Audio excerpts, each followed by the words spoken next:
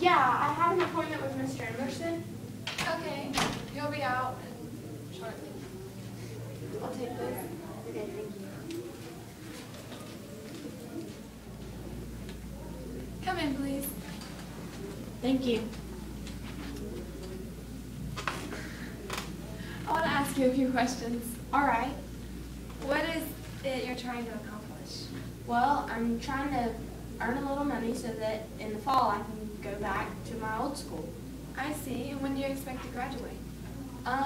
Well, I'm a junior now. I finished all those classes. Oh, you have.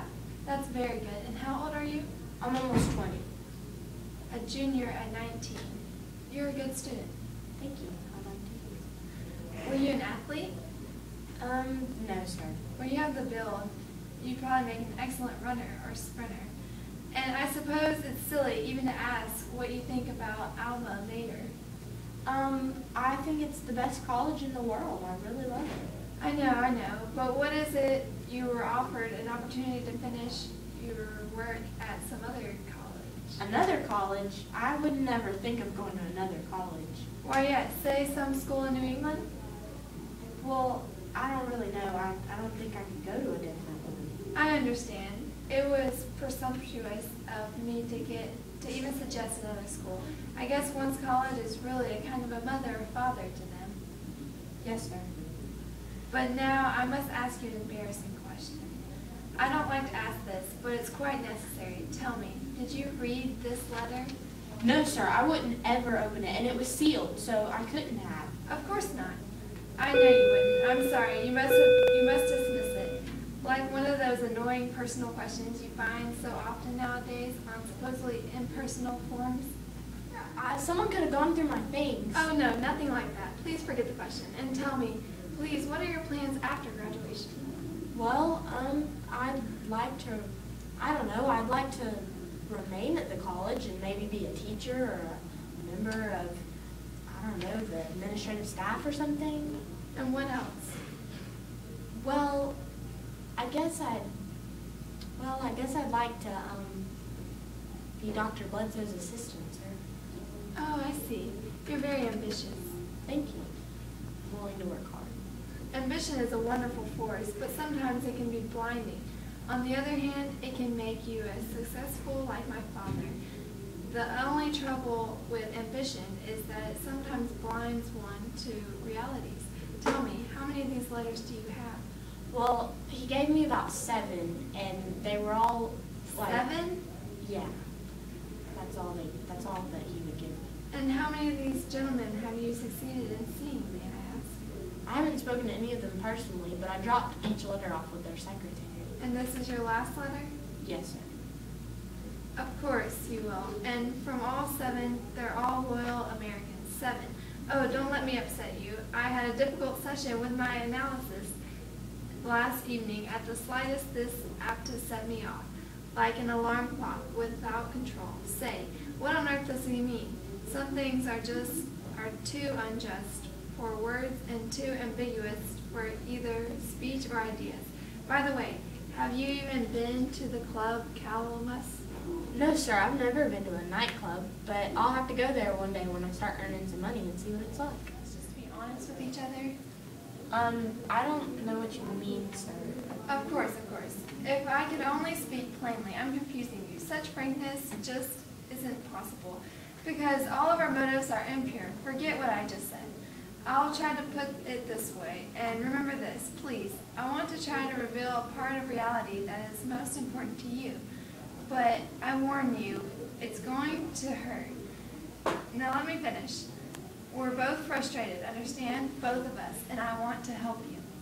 You mean you'll let me see Mr. Emerson? Please don't seem so happy about it, and I don't leap to conclusions. I want to help, but there is tyranny involved. Tyranny?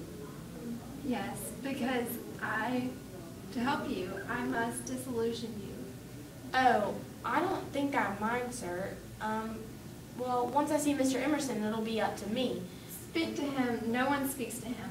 He does the speaking. On second thought, perhaps you'd better leave me your address, and I'll mail you Mr. Emerson's reply in the morning. He's a really busy man. But couldn't you just let me talk to him for like 5 minutes. I don't think it's really gonna hurt him. I mean, I gotta prove my identity. Someone got into my stuff and My God, who has an identity anymore? If it isn't perfectly simple, look, will you trust me? yes, I trust you, but Of course, but surely you suspect there is more to it than that. Aren't you curious about what lies behind the face of things? yes, sir, but I'm mainly interested in the job. That's simple.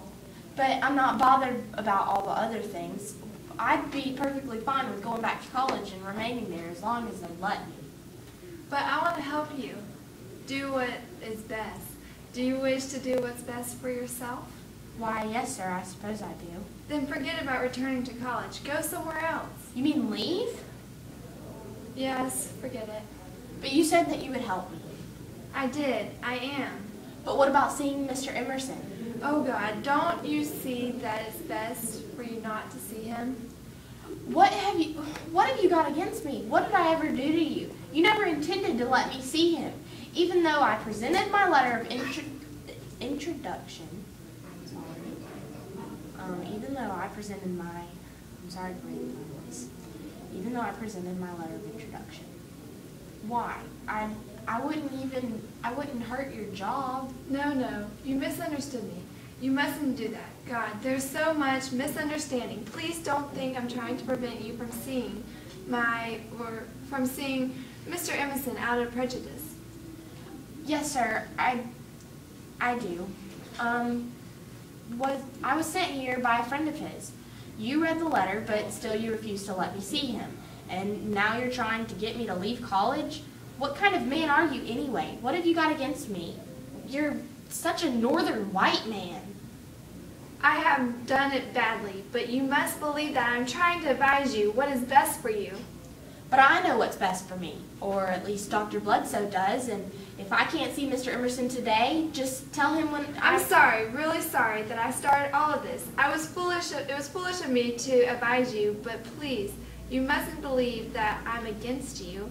I'm your friend. Heck, some of these finest people I know are, well, you see, Mr. Emerson is my father. Your father? Yes, I could arrange for you to meet him, but it would be no good for you. But I'd like to take my chances. But you have no chance. Well, Dr. Bledsoe sent me here, and I have to have a chance. Dr. Bledsoe, he's like he ought to be a horse whipped. Here, go on, read it. I don't want that. Read it. Dear Mr. Emerson, the bearer of this letter is a former student of ours. I say former because he will never, ever, under any circumstance, be enrolled as a student here again, who has been expelled for a most serious defection from our strictest rules of deportment. It is to the best interest of the college that this young man have no knowledge of the finality of his expulsion, for it is indeed his hope to return here to his classes in the fall. It is necessary that he continue undisturbed in these vain hopes while remaining as far as possible from our midst. This is the case of one we held great expectations for, has gone grievously astray, and who in his fall threatens to upset certain delicate relationships between certain interested individuals and the school. I beg of you, sir, to help him continue in the direction of that promise, which, like the horizon, recedes ever brightly and distantly beyond the hopeful traveler. Respectfully, I am your humble servant, A. Herbert Bledsoe. I'm terribly sorry.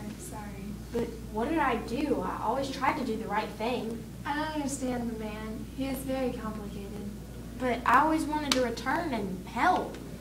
You'll never return. You can't return now. I'm terribly sorry, but I'm glad I spoke to you. Forget it. That is good advice. There's no point in blinding yourself to the truth. Don't blind yourself. Please, I must ask you to never mention this conversation to anyone. But no one would even believe me, even if I did say that to anybody. I wouldn't mind, but my father would consider me a traitor. You're free now. I'm still my battle. I really want to help you. I happen to know of a possible job at Liberty Paints. My father has sent several fellows there. You should try it. All right, I will.